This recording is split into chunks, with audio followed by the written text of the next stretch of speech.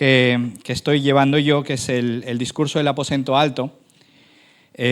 Así que vamos a abrir nuestras Biblias en Juan, capítulo 16, versículos del 16 al 24, es el pasaje que tenemos hoy por delante.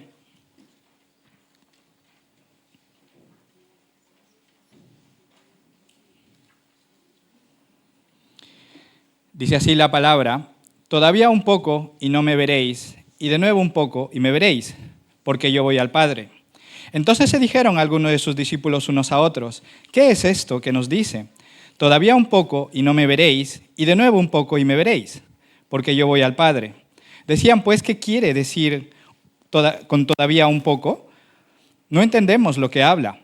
Jesús conoció que querían preguntarle y les dijo: ¿preguntáis entre vosotros acerca de esto que dije, todavía un poco y no me veréis, y de nuevo un poco y me veréis? De cierto os digo, que vosotros lloraréis y lamentaréis, y el mundo se alegrará, aunque vosotros estéis tristes, vuestra tristeza se convertirá en gozo. Una mujer cuando da a luz tiene dolor, porque ha llegado su hora, pero después que ha dado a luz un niño, ya no se acuerda de la angustia, porque el gozo de que haya nacido un hombre en el mundo. También vosotros ahora tenéis tristeza, pero os volveré a ver y se gozará vuestro corazón, y nadie os quitará vuestro gozo. En aquel día no me preguntaréis nada. De cierto os digo, que todo cuanto pidiereis al Padre en mi nombre, os lo dará. Hasta ahora nada habéis pedido en mi nombre. Pedid y recibiréis, para que vuestro gozo sea cumplido. Bien, antes de entrar de lleno en el pasaje, vamos a recordar de dónde venimos y a dónde nos dirigimos. Como veníamos hablando en pasajes anteriores, estamos en una hora en la que el Señor está a punto de ser crucificado, el Señor está a punto de morir en la cruz, está a punto de ser aprehendido, está a punto de ser entregado, ¿no? Vemos que cuando está en Getsemaní, Él ora y le dice al Padre que pase de Él esta copa. Era un momento muy difícil, pero a pesar de ello, a pesar de que podíamos ver que el Señor tenía esa angustia tan grande en su corazón, vemos de que ve la necesidad en sus discípulos, ve la confusión de sus discípulos y se da de lleno a ellos.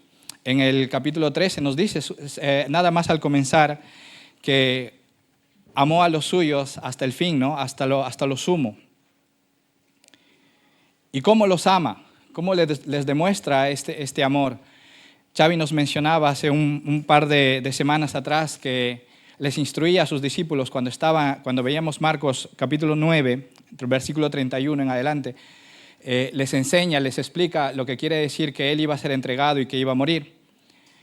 De esta manera, Él les va explicando las cosas que iban a venir por delante porque les amaba. Él les está demostrando amor en cada una de sus palabras. Entonces, el Señor les venía de decir de que el Espíritu Santo iba a estar con ellos, les venía de decir que el mundo les iba a rechazar, de que no iban a tener una vida fácil, ¿no? Y venimos en este contexto, ¿no? En el que los discípulos están completamente confusos de todo lo que el Señor les está diciendo, no entienden nada de lo que el Señor les está diciendo, ellos solamente se enfocan en que el Señor se va a ir, el Señor va a morir, el Señor va a ser traicionado, ¿no? Y todo esto confunde a los discípulos. Pero a pesar de todo esto, el Señor ve la angustia de sus discípulos, ve su confusión, ve su tristeza, ¿no? Y los prepara. Decide prepararlos, les enseña de las cosas que vendrá. Y les quiere hacer entender de que ellos no pasarán estos momentos solos, esta angustia, esta tristeza, será una tristeza momentánea. Eso es lo que Él quiere que vean. Este es un ámbito pastoral, un ámbito en el que el Señor está discipulando a sus discípulos, los está pastoreando, para que puedan ver más allá de lo que ellos estaban viendo. Ellos solo veían una pincelada de todo el cuadro. El pasaje comienza con un poco y no me veréis, un poco y me veréis. Y claro, para nosotros puede resultar un poco más fácil de entenderlo, de saber a qué se refería el Señor cuando estaba hablando sobre esto, pero para ellos era completamente difícil entenderlo porque ellos no habían visto la cruz todavía. Nosotros podemos deducir a qué se refería, pero ellos todavía no lo habían visto, y para ellos era física cuántica. Para ellos no entendían nada de lo que el Señor les estaba diciendo. Y el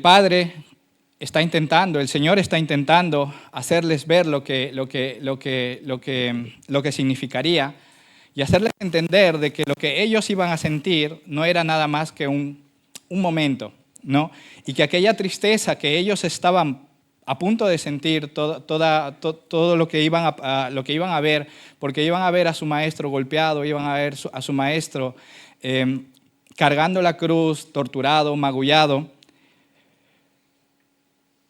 Quería que ellos entiendan de que eso no era nada más que un momento, de que esa tristeza se convertiría en gozo, porque después entenderían más adelante de que esa cruz era necesaria y que en esa cruz se fundamentaría la salvación y que toda esa tristeza que estaban sintiendo se convertiría en gozo. Cristo pues prepara así a sus discípulos, los pastorea y los lleva de la confusión a la tristeza, de la tristeza al gozo y del gozo a la oración, para hacerles ver de que todo esto les llevaría a tener una nueva relación con el Padre. Así que vamos a entrar de lleno a este pasaje. Y como os decía, el Señor empieza con una frase muy pequeña y les dice: todavía un poco y no me veréis, y de nuevo un poco y me veréis. Es una frase muy corta, muy pequeña, y sintácticamente creo que se puede entender, ¿no? Pero para ellos era muy confuso. Ellos no entendían lo que eso suponía. Entonces ellos se muestran confusos. Vemos más adelante la conversación entre ellos. Se preguntaban entre ellos mismos ¿qué es lo que quería decir el Señor? Y no se atrevían a preguntarle a Él. Como os dije, para nosotros es más fácil entenderlo, ya que nosotros vemos ya la cruz, podemos leer sobre la cruz y sabemos que dentro de un poco el Señor sería arrestado, sería crucificado, moriría en esa cruz, pero también sabemos que después resucitaría. La historia no se acababa en esa cruz, sino que allí comenzaba la salvación.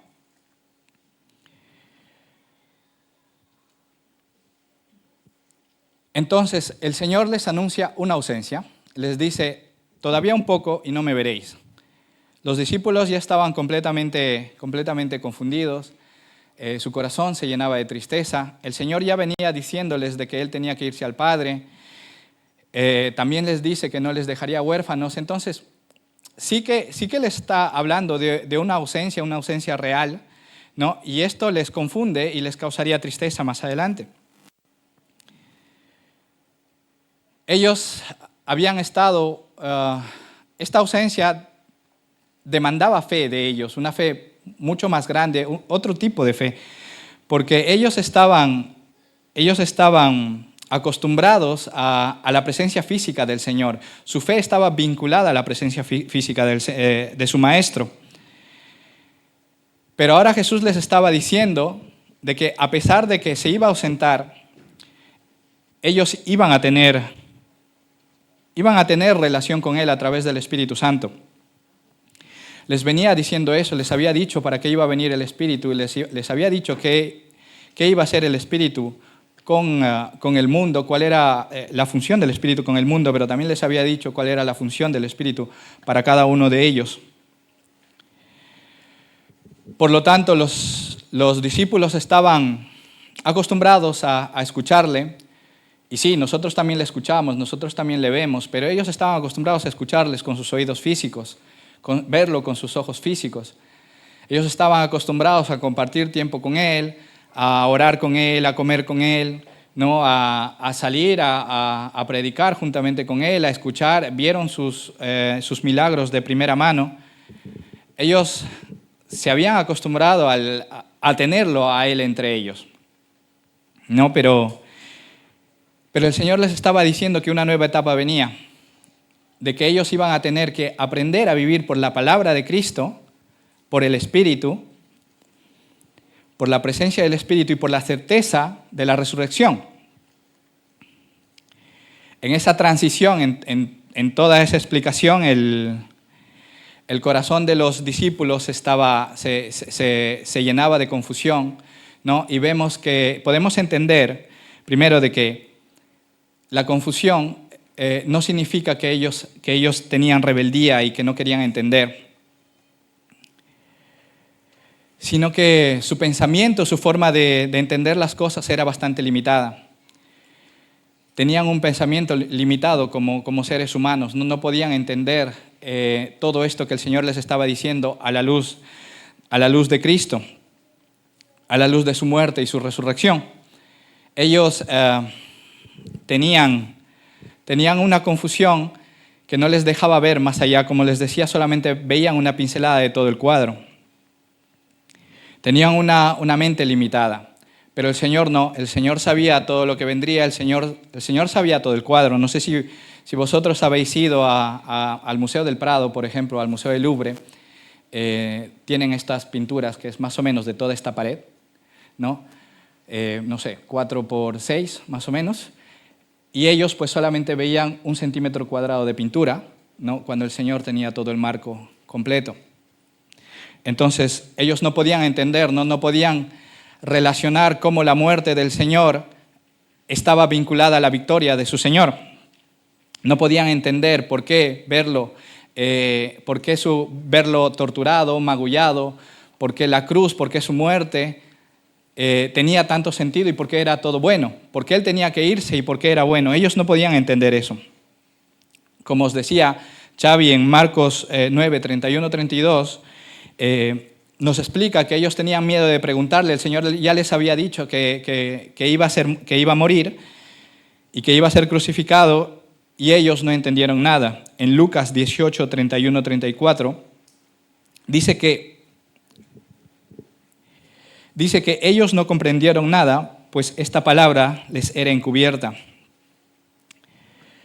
Y esto es muy, muy importante, ¿no? Ellos querían entender de qué trataba todo, ¿no? Ellos querían saber por sí mismos, querían saber ya por qué Jesús les estaba diciendo estas cosas. Y creo que esto es muy, muy semejante a lo que nosotros sentimos o tenemos circunstancias muy parecidas en las que oramos y queremos una respuesta ya, ¿no? Hablamos con el Señor, leemos su palabra y queremos entenderlo todo ya, queremos entender el porqué de nuestras circunstancias, pero queremos entenderlo ya, ¿no?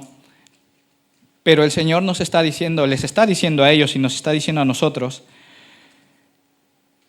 de que confiemos en Él, porque Él sabe mucho más que nosotros, de que las circunstancias por las que estamos pasando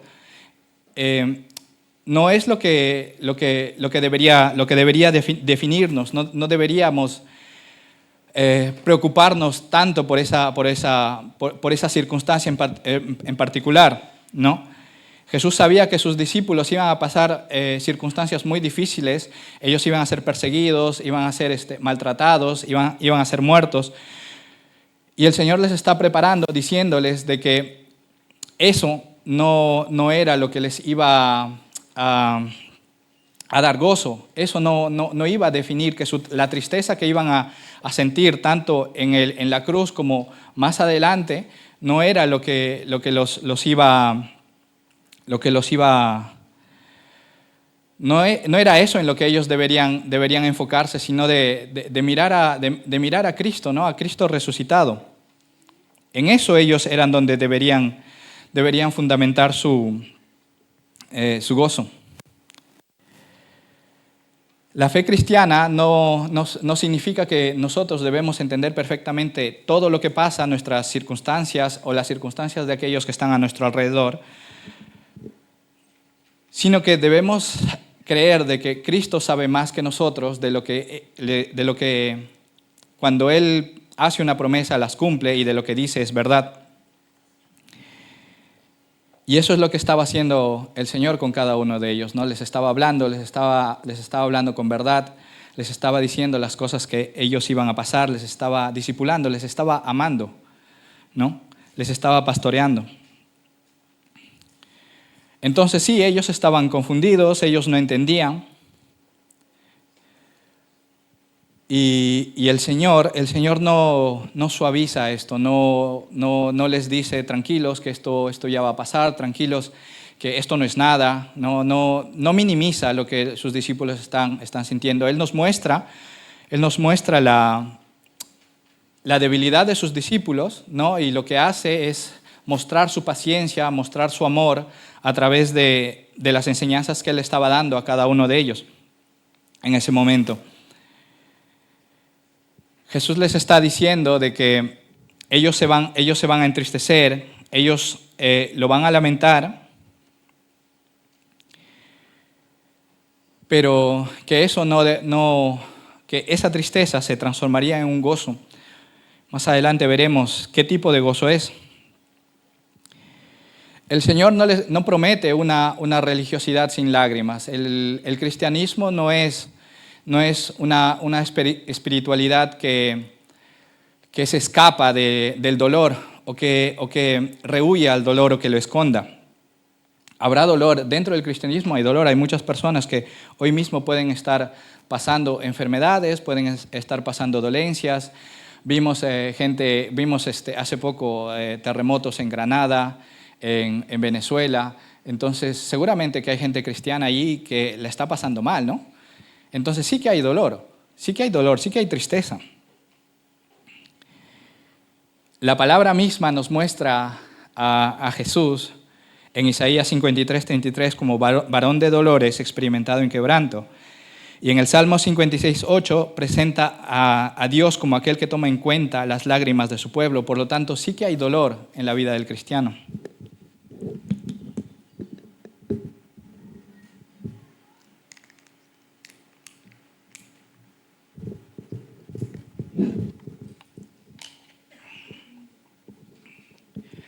Como les decía, Jesús no les dice, descansad tranquilos, que todo lo que viene es algo muy simple, algo fácil, que no os preocupéis. Les dice que van a llorar, les dice que se van a lamentar. La cruz iba a ser real, la persecución iba a ser real, el dolor que ellos iban a sentir iba a ser real, pero no se iba a acabar ahí, también había resurrección, había vida. Entonces lo que el Señor les estaba diciendo es que esa tristeza no iba a ser definitiva, esa tristeza no iba a ser para siempre, esa tristeza no iba a perdurar en sus vidas, sino que esa tristeza iba a ser transformada. Y para entender esto podríamos tomar muchos ejemplos, y seguramente ejemplos muy buenos, pero no hay ninguno como el que Jesús nos muestra en este pasaje, que es el de la mujer cuando está a punto de dar un parto, cuando está en parto, mejor dicho, que está a punto de dar a luz. Tiene mucho dolor, ¿no? Creo que hemos visto películas, documentales, los padres que ya son padres, seguramente habéis visto a sus mujeres en el día del parto, ¿no? Y pueden ver las facciones y las reacciones de la mujer, ¿no? Y sí que hay dolor, pero yo no recuerdo, no sé vosotros, pero yo no recuerdo de algún padre, alguna madre que nos haya compartido la experiencia de haber tenido un hijo y que después se hayan enfocado en el dolor, ¿no? Porque a la que nace, pues nació el niño, pesaba tanto y todo es el niño. Eso es lo que nos está mostrando el Señor. El Señor no minimiza el dolor del parto, el Señor muestra que el parto es doloroso, pero que ese parto, ese niño, que es la causa del dolor, no vamos a entrar en la anatomía y la biología de ello, pero ese dolor provocado por el niño se convertiría en gozo, ¿no? Eso es lo que nos quiere hacer ver el Señor. El Señor nos muestra que hay dolores que vistos bajo la luz de Cristo no terminan en muerte, sino en vida. En la cruz, ese dolor que iba a provocar en los discípulos, la cruz, iba a ser el fundamento de la salvación, la victoria sobre el pecado, la victoria sobre el enemigo y sobre la muerte. La imagen del parto nos hace entender de que hay dolores que parecen destruir, pero en las manos de Dios pueden ser usadas para dar vida, para dar esperanza y para dar gozo.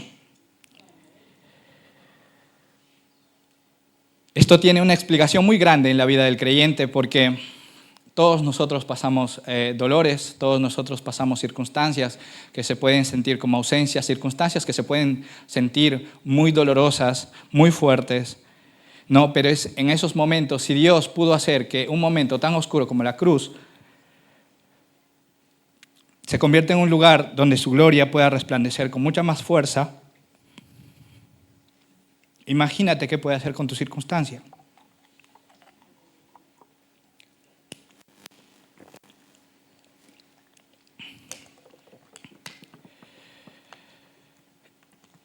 El cristiano, el creyente, no debe interpretar su dolor separado de Cristo. Debe mirarlo a la luz de su palabra.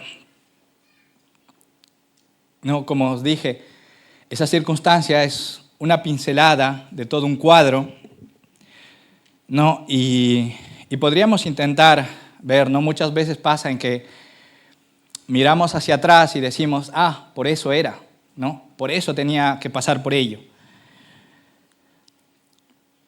El Señor les dice que su tristeza se convertirá en gozo. Y no solamente les dice que después de su tristeza vendrá gozo, sino que ese mismo dolor que les causaba tristeza, se iba a convertir en gozo. La cruz que les causaba dolor, que les causaba tristeza, se iba a transformar en la base de su gozo y en el fundamento de la salvación.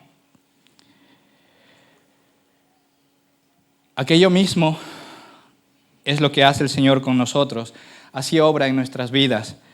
Transforma nuestra comprensión de la prueba a través de su palabra a la luz de su victoria. Entonces el Señor les estaba hablando de ese gozo, de un gozo que nadie se los iba a quitar. Un gozo que estaba fundamentado en su resurrección. En ese momento ellos no lo entendían. Pero vamos a ver el versículo 22, que es el corazón de este pasaje. Dice, también vosotros ahora tenéis tristeza, pero os volveré a ver y se gozará vuestro corazón y nadie os quitará vuestro gozo. Como os decía, el creyente tiene un gozo que está fundamentado en la resurrección de Cristo. Sí, Cristo fue crucificado, fue maltratado, fue molido a golpes, pero resucitó. El Señor resucitó y es un hecho que Él resucitó. Nadie lo puede cambiar. Y es allí donde el Señor dice que nuestro gozo debe estar fundamentado. Es algo que ya tenemos, es algo que Él ya nos lo ha dado a nosotros como hijos de Dios. No es algo que lo vayamos a recibir en el futuro, es algo que ya tenemos.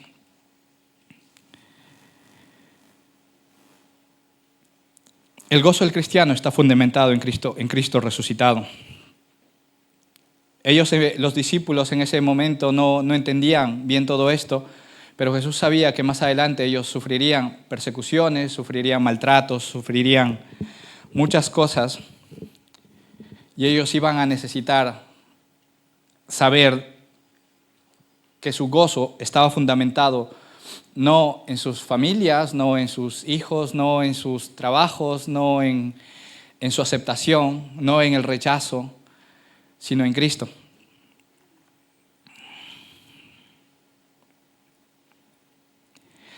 También les dice que cuando le volverían a ver, ellos se llenarían de gozo.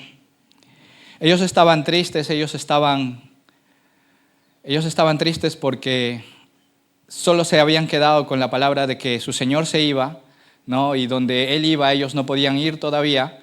Entonces ellos habían visto esa separación, habían visto esa ausencia, y ellos pensaban que no le volverían a ver, y allí estaba el centro de su tristeza. Pero el Señor les dice que le volverían a ver y que su tristeza se convertiría en gozo. Por eso en Juan 20, 19, 20 vemos que los discípulos estaban reunidos con miedo y cuando Jesús se presenta en medio de ellos, les muestra sus manos y su costado y se regocijan al ver a su Señor. El gozo de ellos nació allí cuando vieron a Cristo crucificado, resucitado. Por lo tanto, este tipo de gozo no es un bienestar circunstancial, no depende de la comunidad, de la comodidad, no depende de cuán bien estemos, no depende de si nuestra circunstancia particular en este momento sea algo muy cómodo, muy alegre. No, nuestro gozo depende de que Cristo ha resucitado. Ese debería ser el fundamento de nuestro gozo, de cada uno de nosotros. Entonces, aquí os pregunto, ¿dónde está fundamentado vuestro gozo? ¿En Cristo resucitado? Y si es así, ¿por qué no saltamos de alegría? ¿Por qué no oramos? ¿Por qué no levantamos nuestras manos cuando cantamos? ¿Por qué no cantamos con voz fuerte? ¿Por qué no venimos a orar? ¿Por qué no le alabamos como debería ser? ¿Por qué no leemos su palabra? ¿Por qué no servimos? ¿Por qué no amamos al hermano como Él nos ha dicho que nos ama? ¿Por qué no lo hacemos? ¿Por qué no decís amén?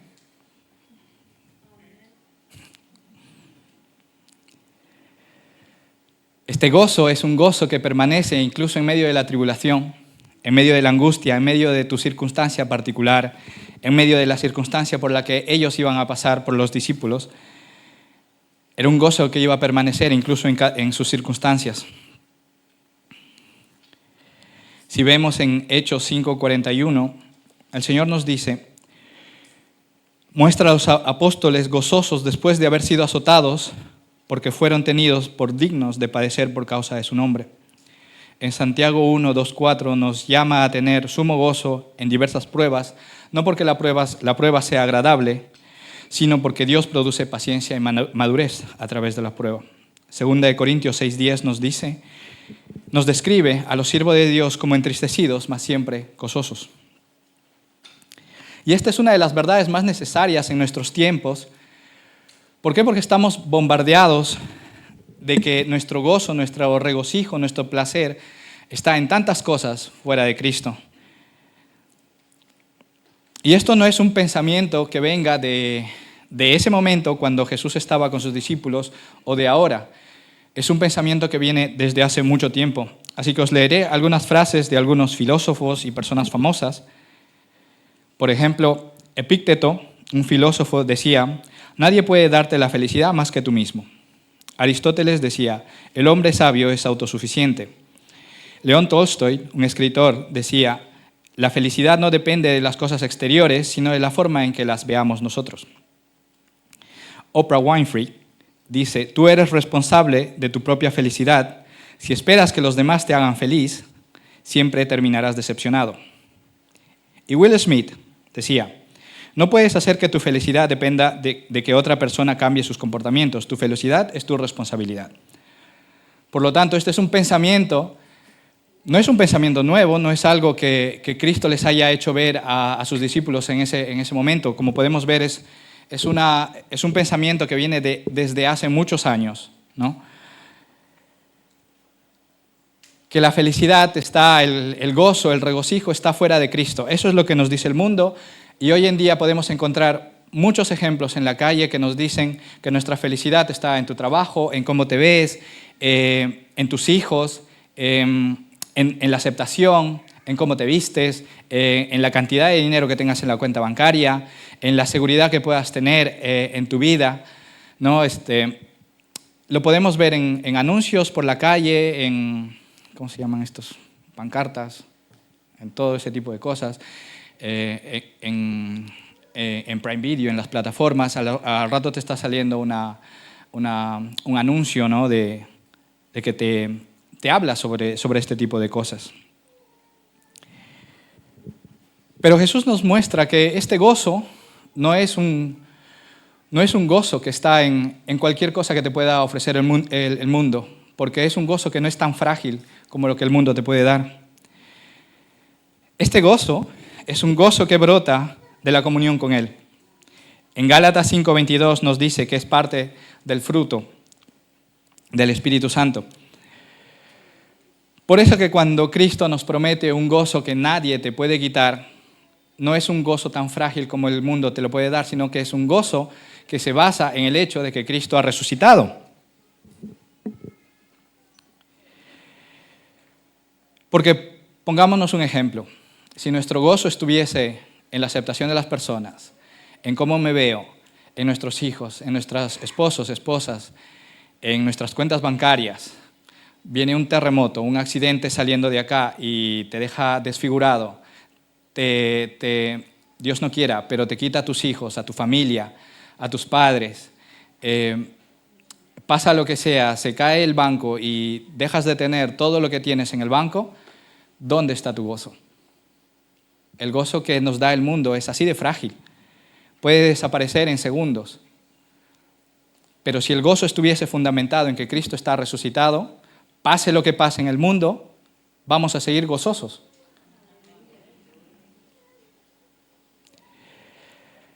Este gozo tiene una dimensión escatológica también.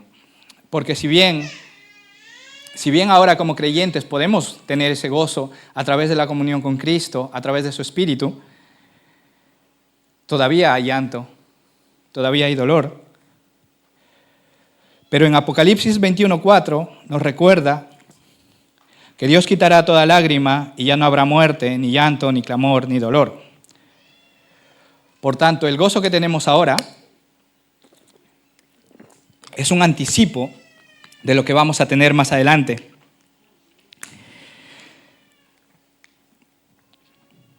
Lo que Cristo nos está diciendo es que la tristeza no es definitiva, no tiene la última palabra. Habrá gozo en el cristiano, hay gozo en el cristiano en el día de hoy, pero habrá un gozo más adelante cuando Cristo venga, donde ya no habrá ni llanto, ni clamor, ni dolor.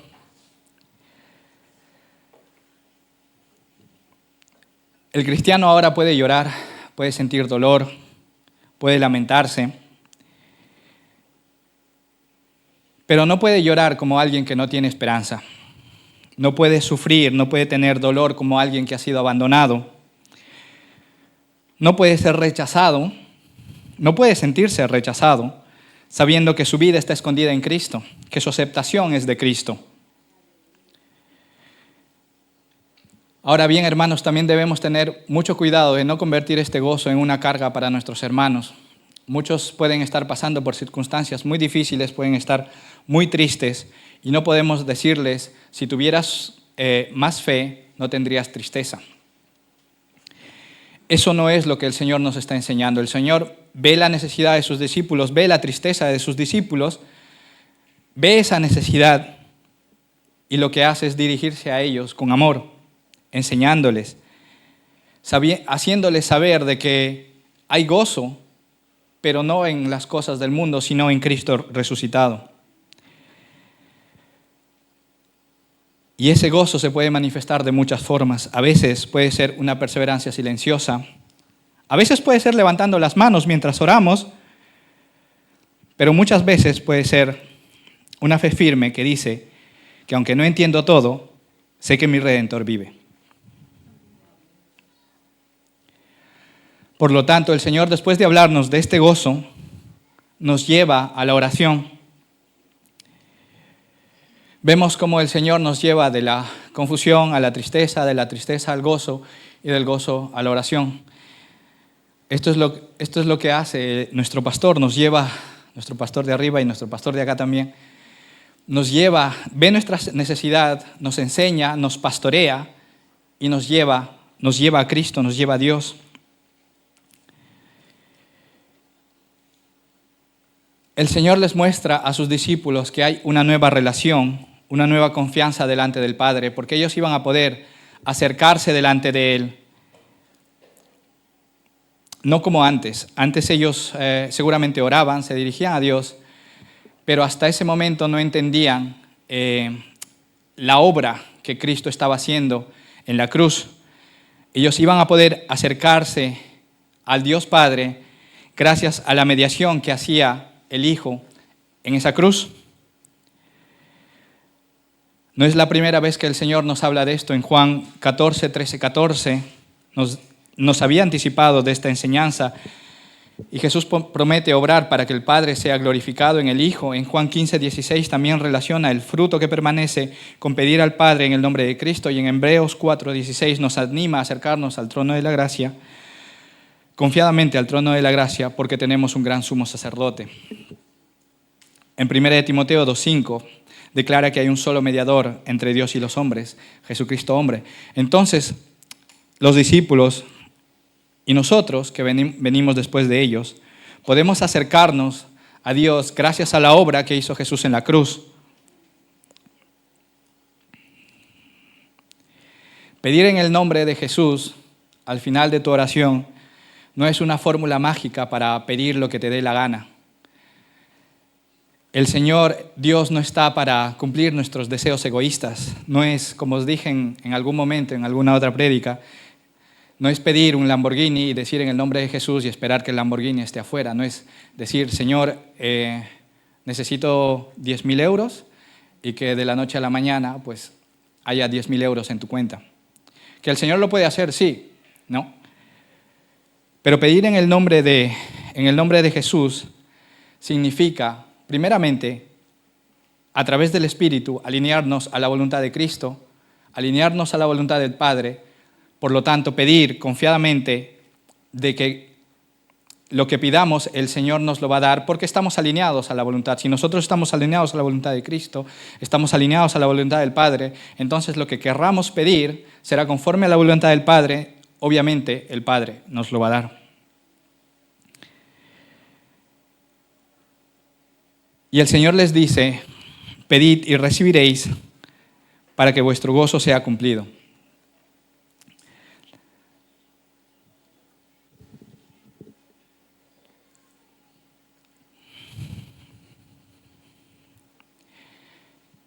Esta enseñanza es muy importante, es muy preciosa, porque el Señor nos está diciendo de que el Señor está relacionando el gozo de Cristo resucitado con la oración, con acercarnos al Padre y pedirle.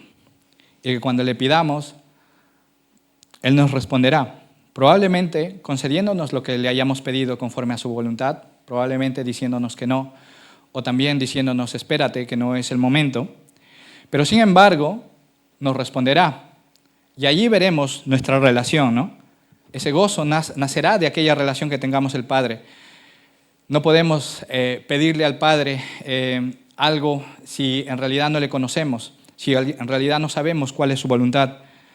Cuando entendamos aquello profundamente, nuestro gozo será cumplido. Esto también debe moldear la actitud de nuestra iglesia. Una iglesia que cree, Juan 16:24, es una iglesia que ora constantemente. El creyente que ha entendido Juan 16 es un creyente que ora. No ora como último recurso, sino como parte de su vida diaria, parte de aquella relación que está tratando de cultivar con el Padre.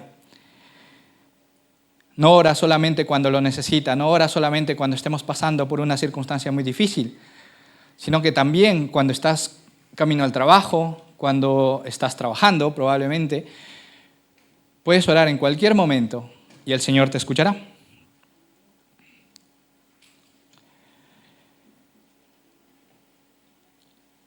Por lo tanto, hermanos, no olvidéis de esto que nos está enseñando el Señor, de acercarnos, de orar al Padre para que nuestro gozo sea cumplido, de cultivar esa relación con el Padre, de tener ese fruto del gozo que nos habla en Gálatas 5:22-23.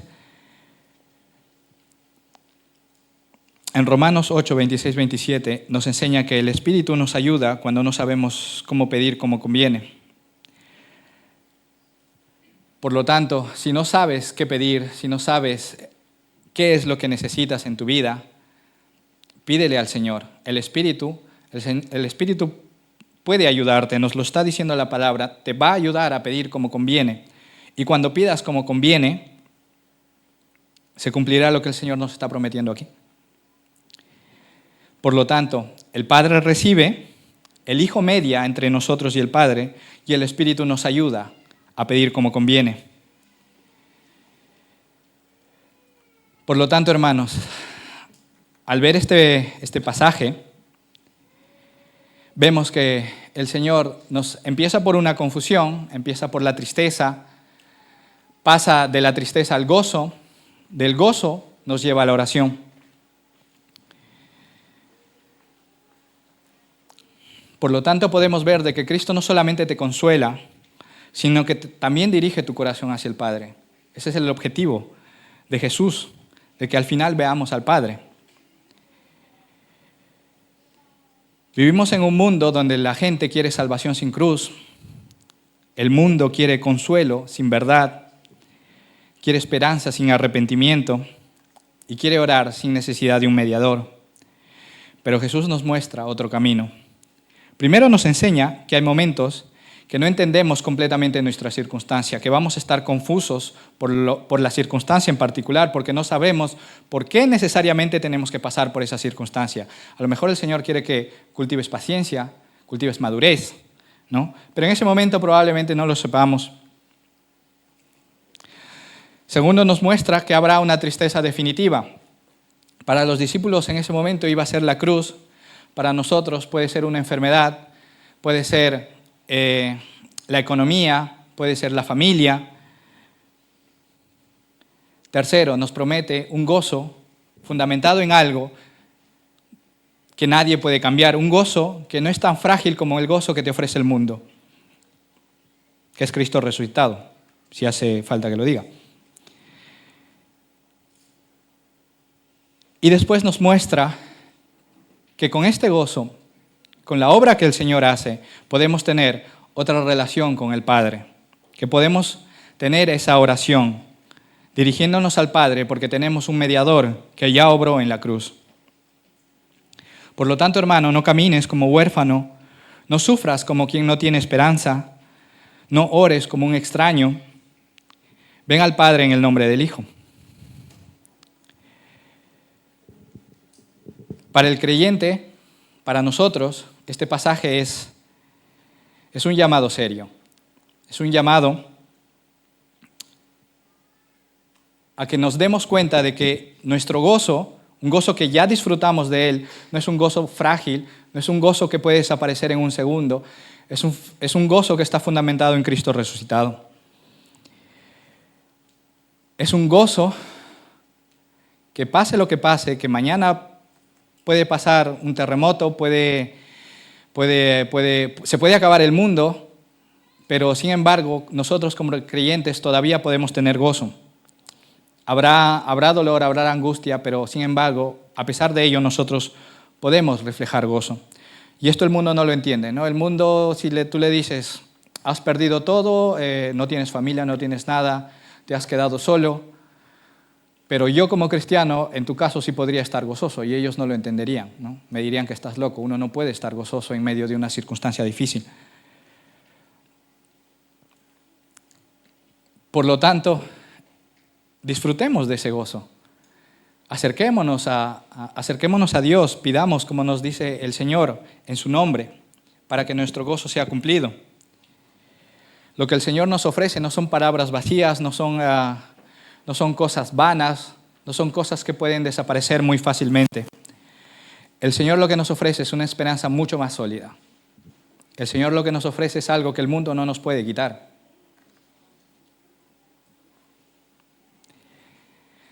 También nos está diciendo que debemos aprender a orar bajo esta verdad. Tal vez hayamos convertido la oración en el último recurso, como os decía, ¿no? ¿Qué puedo hacer yo para salir de mi circunstancia primeramente?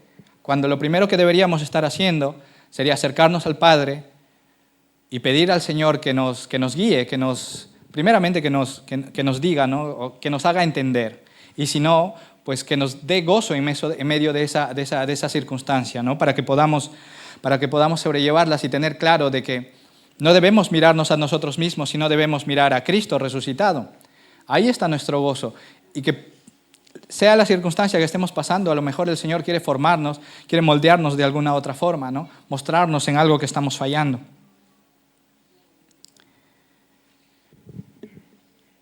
Y si hay alguno aquí que todavía no es creyente, déjame decirte que el mundo puede darte gozos, placeres muy frágiles, muy tenues, que pueden desaparecer en nada.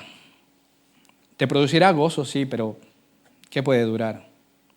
¿No? Lo que dura un suspiro probablemente. El único gozo fundamentado, el único gozo que no desaparece, que el mundo no te puede quitar, es el gozo que está fundamentado en Cristo resucitado.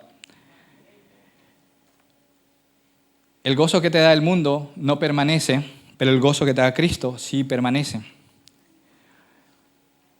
Puede distraerte, puede alentar tu alma, puede darle brillo, puede darle vidilla, como decís aquí, ¿no? Pero tarde o temprano va a desaparecer.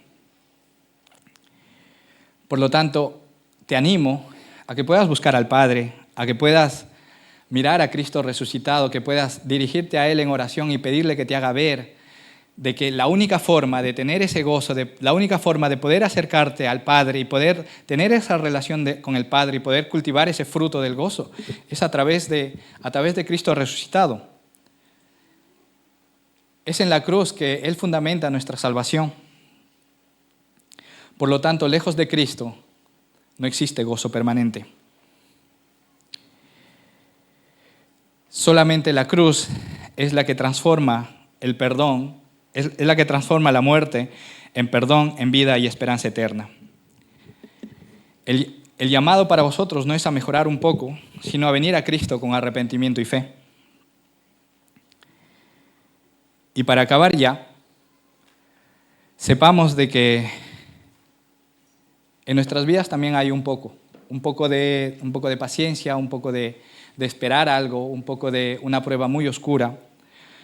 No, pero que sepas de que a pesar de estas circunstancias, tenemos a Cristo que ha resucitado, ¿no? Y podemos gozarnos en ello.